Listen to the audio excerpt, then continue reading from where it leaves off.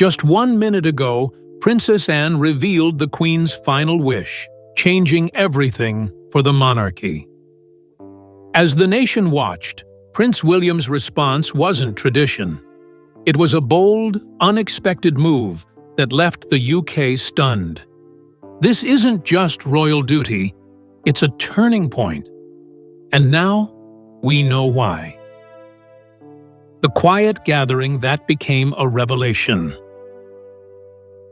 On a cold evening in March 2025, a small royal family meeting is held at Windsor Castle, meant to honor King Charles III and mark the quiet close of his recent medical recovery.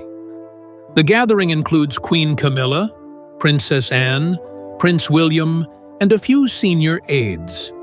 It's meant to be ceremonial, a toast to stability after a turbulent year.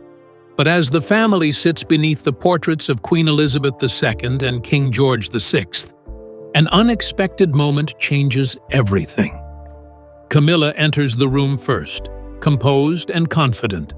She wears muted tones, a deliberate nod to restraint, expecting the night to reinforce her position as Queen Consort, the symbolic matriarch of the Windsor line. For years, she's learned how to manage optics and tension. But when Anne enters, her face unreadable, carrying a sealed letter marked with the royal cipher CR, even the aides sense the shift. The mood grows heavier, quieter, like air before a storm. Anne does not sit. She speaks in her brisk, practical tone, the one that silences even ministers. She says the letter was written by Charles, sealed 10 days before his final hospitalization in February 2025. It contains, she explains, not just personal words, but his final instructions regarding the crown's future. Gasps ripple around the room. Camilla's hand freezes on the stem of her glass. William looks at the table. In the hush, Anne breaks the wax seal, and the future of the monarchy tilts. The reading begins. The clock strikes 7 p.m., its echo filling the chamber. What was supposed to be an evening of tribute turns into revelation. Charles's words, his voice preserved in ink, carry the authority of both love and command. For Camilla, it is a moment of unmasking. For Anne, one of duty. As the letter unfolds, so too does the balance of royal power. And in that room, history quietly begins again. The silence that follows Anne's reading is unbearable. Each sentence of Charles's message seems to weigh more than the last, and yet no one speaks. Outside, Windsor's clock tower strikes again, as though marking the passing of one era into another. The question hanging in the air is not what Charles wrote, but why?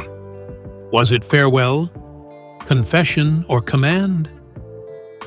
When Anne turns the next page, everyone realizes this letter isn't merely a reflection, it's a decree. Charles's secret directive. The second page of the letter shifts from sentiment to sovereignty. Dated February 14, 2025, and written in Charles's distinct hand, it opens with the line, "The crown must endure, even if hearts must break to protect it." Within moments, it's clear this isn't a farewell message.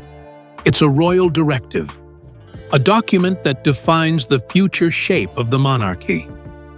Anne's voice remains steady as she reads, but every eye in the room tracks her every word. Charles names Prince William and Catherine, Princess of Wales, as the central figures in his long-term plan, the faces of continuity. He writes that the House of Windsor must recenter itself around youth, service, and moral clarity. The subtext is unmistakable. He wants the next generation, not the remnants of old controversies. When Anne reaches the line, Camilla's public role should gracefully conclude, "Within 6 months of my passing," Camilla exhales sharply, her composure cracking. The directive outlines specifics: allocation of royal patronages, restructuring of residences, and future alignment of the Privy Council with the direct line of succession. Charles's language is firm but sorrowful. He mentions concerns of loyalty and perception, coded references to the persistent public division over Camilla since 1997. It's not vindictive, but it is clear. Charles intended to preserve the monarchy's integrity through the authority of his heir, not the Queen Consort. The document, signed and witnessed by 2 private secretaries, carries legal and moral weight. Anne's expression hardens. She understands what her brother entrusted to her. As the reading ends, the implications ripple outward. William is no longer just heir. He is named executor of Charles's will of legacy. Camilla's authority now rests on shifting ground. The letter is both torch and test, a father's final instruction, a husband's uneasy truth, and a monarch's last act of control. When Anne folds the letter, silence floods the room. What was once Camilla's realm of quiet confidence now feels like enemy ground. She blinks rapidly, her lips tightening, her pulse visible even from across the table. The aides avert their eyes. The tension is unbearable. Then, as if the air itself fractures, Camilla sways. A hand reaches for her. Too late. The woman who survived decades of scandal and criticism finally collapses under the weight of a king's last words. Camilla's collapse and public shock. It happens just past 7:45 p.m., inside the Green Drawing Room at Windsor, a place once filled with laughter and quiet diplomacy. Camilla, having held herself together through decades of storms, suddenly stumbles. Her knees buckle as if the weight of King Charles's words has pulled the ground from beneath her. Gasps break the silence. Prince William rises immediately. Princess Anne drops the folded letter, and aides rush forward. The letter's seal, red wax now smudged, lies between them like a wound. "Fetch the doctor," someone whispers, though everyone knows it's shock, not sickness. Within minutes, palace medical staff arrive, escorted by security at 7:52 p.m. Cameras outside catch movement through windows, and by 8:10, the press is already calling it a disturbance at Windsor. For those inside, time seems suspended. Camilla, pale and trembling, murmurs a single line: "He wouldn't do this to me." But he did. And the kingdom will know it soon enough. The moment becomes myth almost instantly. Within 3 hours, social media explodes. Camilla collapses after secret royal revelation. News anchors replay grainy footage of emergency lights leaving Windsor gates. Public fascination skyrockets, blending empathy with intrigue. Was it grief? Betrayal? Justice? By midnight, hashtags like Charles' Final Word and Windsor Letter dominate global feeds. Analysts draw parallels to 1997, when another woman's pain reshaped the monarchy's story. But this time, the pain strikes from within the palace itself. By dawn, the damage is done. Palace spokespeople issue a one-sentence statement.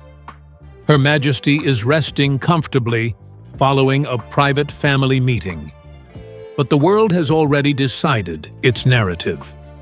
For millions, the Queen Consort's collapse is more than exhaustion. It's symbolism.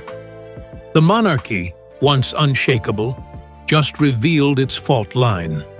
And for the first time in years, the public sees not Charles or Camilla as the future, but William and Catherine standing silent, inheriting a storm they didn't start. Anne's role. When the chaos settles, all eyes turn to Princess Anne, still standing with Charles's letter in hand. Known since 1970 for her no-nonsense approach and iron discipline, Anne has always been the monarchy's quiet backbone. She had been Charles's closest sibling, not in affection perhaps, but in duty. Over the final 6 months of 2024, Anne visited him frequently at Highgrove House, often alone. Few realized those visits were not merely personal. They were planning sessions, moments of confession, instruction, and design.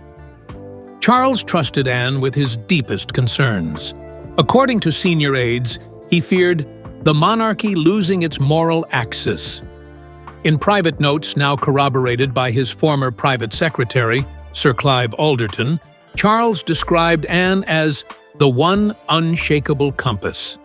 In December 2024, weeks before his health worsened, he gave her a sealed envelope marked, "To be opened only in the presence of my successor." That phrase now echoes in every hallway of Windsor Castle. As Anne fulfills that command, her tone is calm but resolute. Her reputation for impartiality shields her from accusation. Even Camilla's allies know she's incorruptible. In the press briefings of March 15, 2025, royal correspondents refer to her as the executor of Charles's final moral will. It's a title she never sought, yet one she now carries with visible gravity. Her resolve ensures that the letter cannot be dismissed as forgery, emotion, or manipulation. The words of a king have found their rightful steward. Behind closed doors, Anne is unflinching. She reminds William that this isn't about ambition. It's about obedience to the late king's purpose. "We uphold the monarchy, not ourselves," she says, echoing her father's old creed. For the staff who watch her, it's clear, Anne has become what Charles intended, the bridge between past and future, between authority and blood. While others reel in emotion, she restores order with precision. The monarchy has found its executor, and it's his sister. Outside Windsor's gates, the world is waking to headlines. Inside, Anne moves with quiet command. But while she reads, acts, and advises, one figure sits in heavy contemplation: Prince William. The heir, silent throughout the reading, now feels the full burden of inheritance settle on his shoulders. Charles's words did not just name him future king, they demanded his immediate action. The question is no longer whether William will reign, but whether he will obey.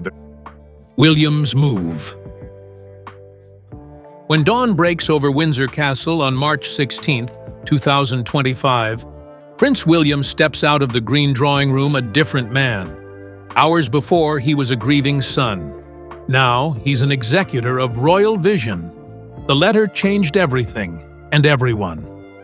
He stands at the window overlooking the long walk, hands clasped behind his back, the same posture his father used during state briefings in 2023. It's as if Charles's spirit has already passed him the scepter, if not the crown. William's first move is silence. He sends aides away, refusing to comment on speculation.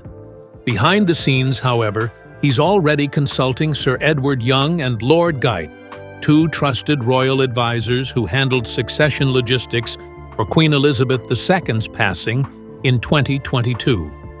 Within 24 hours, plans are underway to review household staffing, communications, and internal access. Camilla's longtime aides are quietly reassigned.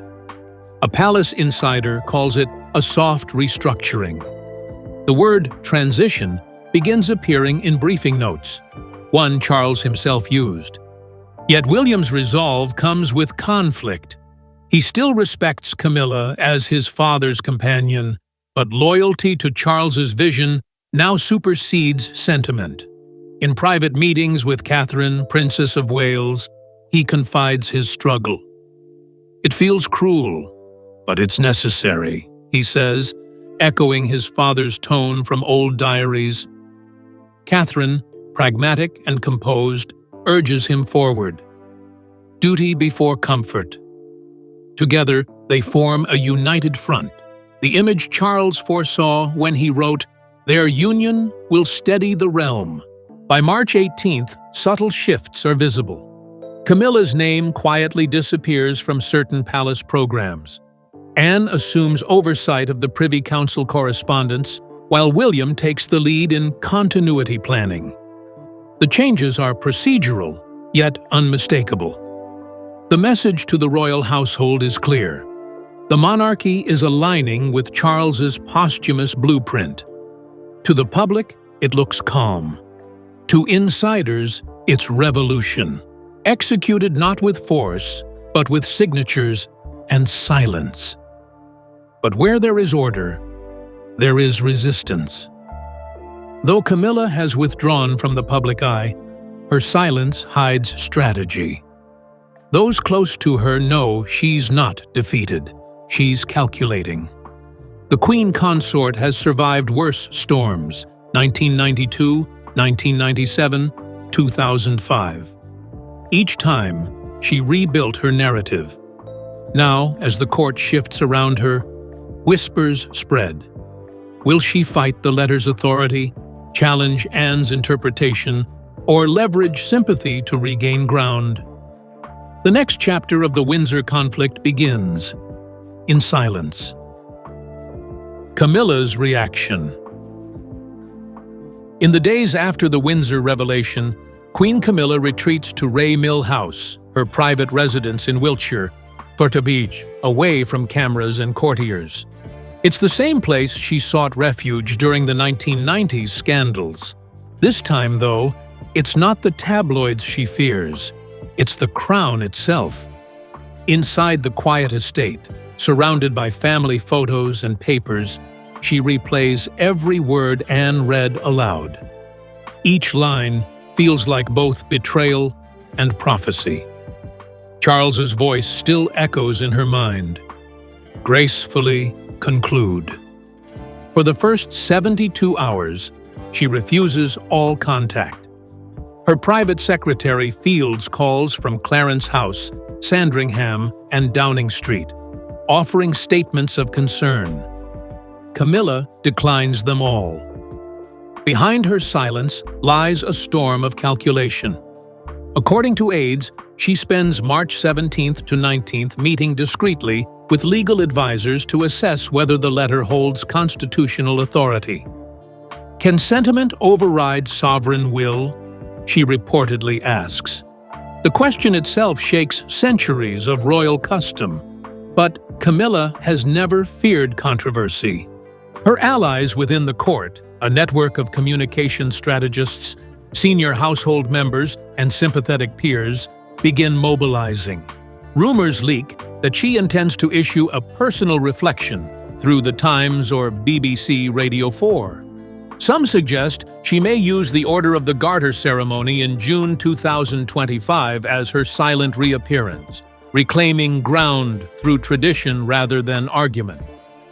Her absence from Windsor becomes its own kind of presence, a void the media fills with endless conjecture. Yet her silence holds power. Every day she doesn't respond. Speculation deepens. Is she plotting, grieving, or conceding? Those who know her best describe her mood as controlled fury. Publicly weakened, privately resilient, Camilla embodies contradiction. The monarch's widow turned challenger. Whether she speaks or not, one truth is certain. The Queen Consort has been cornered. But as history shows, Camilla never surrenders quietly. And in the coming weeks, the palace may learn that silence can roar louder than scandal. Royal factions and loyalties tested.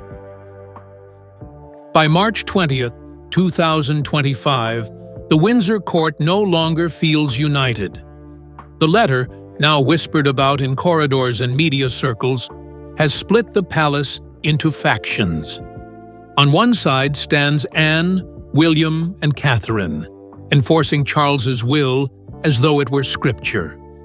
On the other, a smaller but determined group of Camilla's confidants, senior courtiers, private secretaries, and a few seasoned aides from Clarence House, who believe the Queen Consort has been wronged. For the first time in decades, the monarchy moves not as one institution, but as two. Inside Buckingham Palace, tension hums like an electrical current. Staffers refer to the sides as the continuity team and the consort circle. Memos, once freely shared, are now tightly controlled. By March 22nd, Lord Chamberlain Andrew Parker calls for protocol unity meetings to prevent visible conflict. But it's too late. Leaks are constant. Private arguments spill into the press. One source tells The Guardian that loyalty tests are being quietly imposed. Those aligned with Camilla may soon lose positions of influence. Behind the scenes, Camilla's allies circulate counter-narratives. They claim the letter was misinterpreted or taken out of context, suggesting it reflected Charles's personal reflections, not legal orders. Meanwhile, Anne insists the opposite, that the king's seal and witness signatures make it binding under the royal prerogative of continuity, a centuries-old mechanism rarely invoked since 1936. The disagreement becomes not just emotional, but constitutional, threatening to drag the monarchy into procedural crisis. By March 25th, the conflict crystallizes.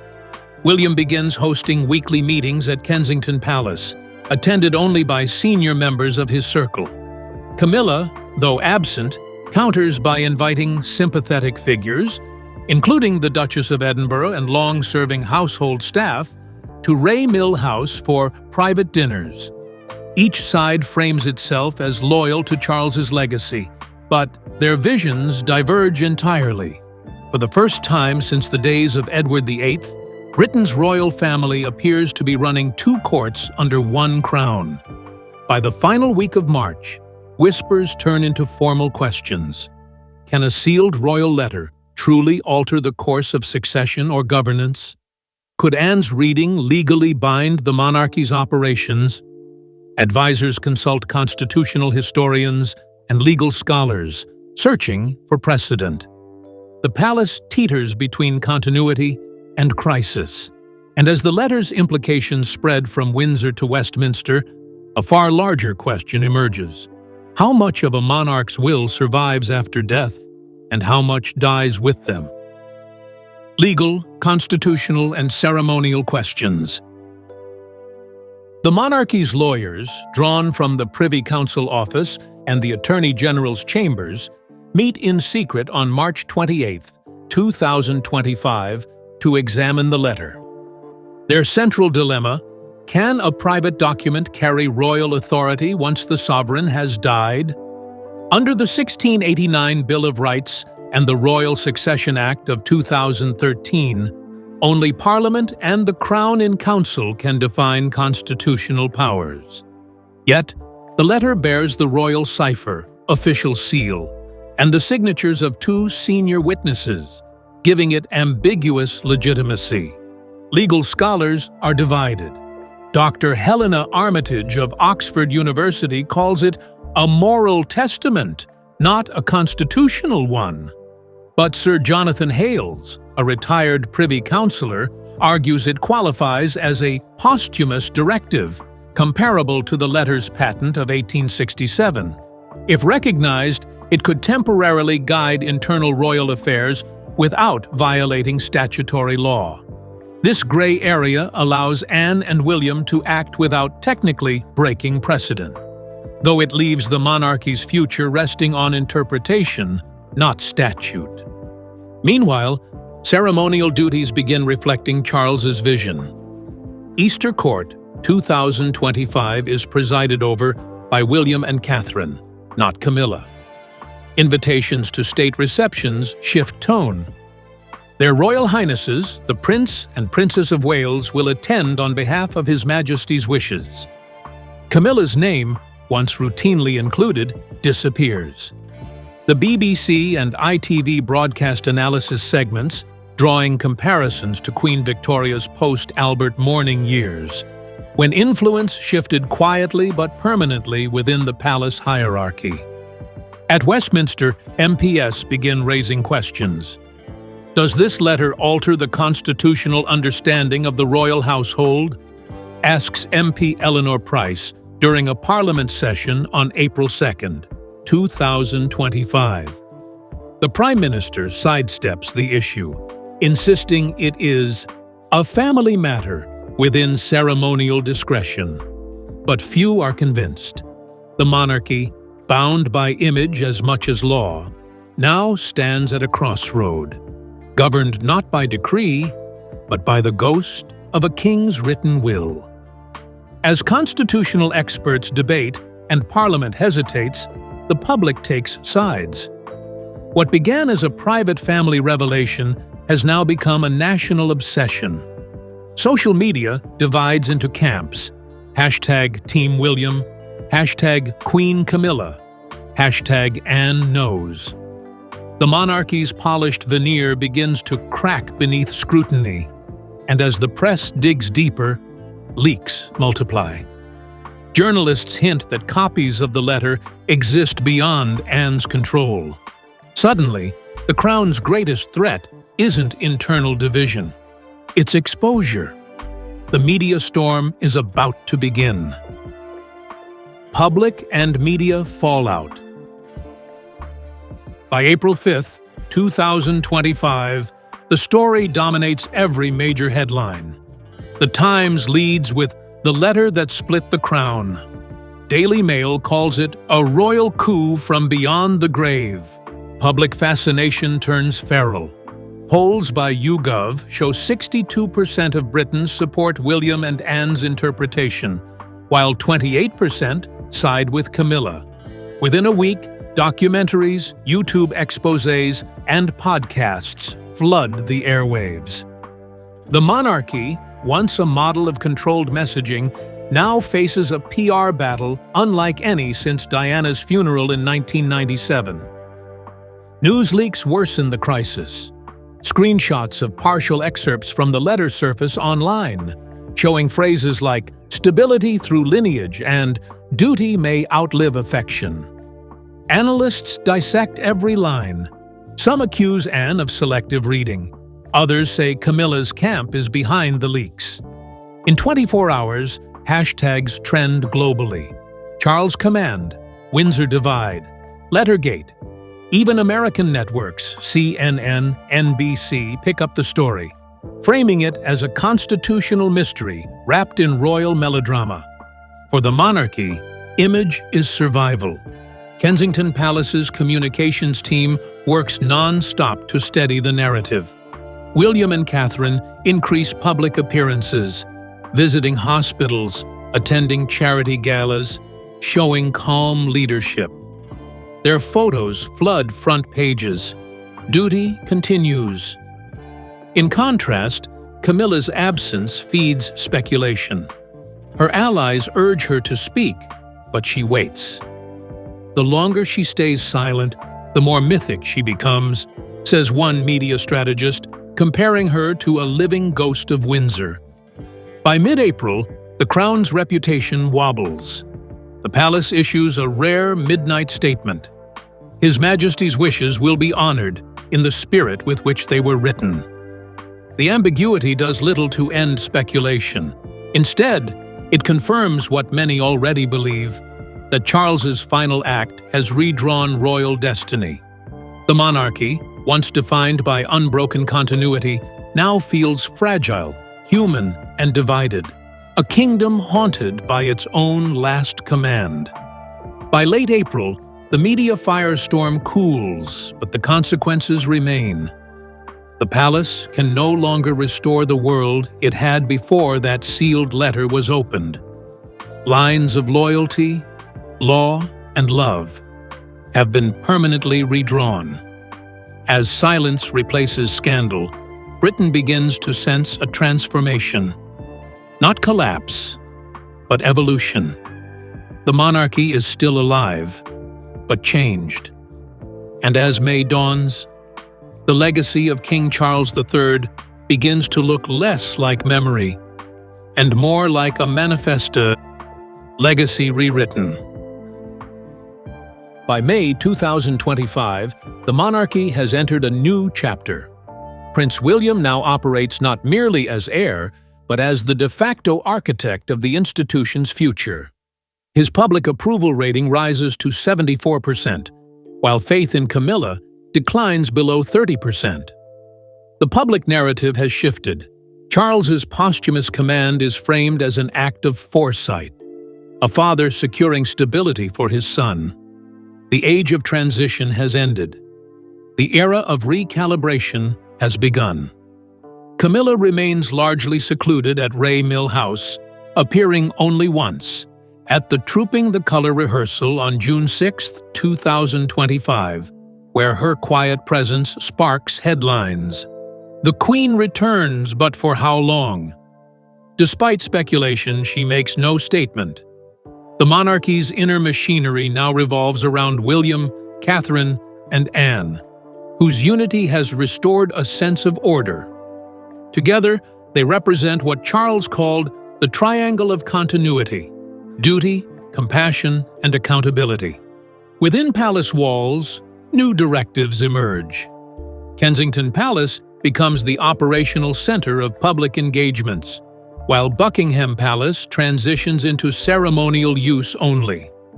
Anne continues overseeing implementation of Charles's long-term legacy projects, environmental, educational, and diplomatic initiatives he began in the 2000s. Each carries the late king's emblem, linking past to future. In quiet moments, William reportedly rereads the letter that changed everything, keeping it locked in a cedar box in his private study. By the close of summer 2025, Britain has adjusted. The monarchy, though scarred, stands firm, modernized through crisis. The story of the letter fades into history, reinterpreted as myth. Charles's final words, once seen as divisive, now define a dynasty's rebirth. Camilla, though sidelined, remains a silent symbol of resilience. And so the legacy of King Charles III, written in ink and sealed in wax, becomes the script for a new age, one ruled not by power, but by permanence. As speculation spreads across London, one question echoes through every headline. What did William decide? Sources close to the palace say his next move will determine whether unity holds, or the monarchy fractures again. Princess Anne remains silent, bound by duty, while the public braces for a royal announcement expected within hours. One thing is certain: the Queen's last wish has sparked a reckoning, and William now stands at the crossroads of legacy and power.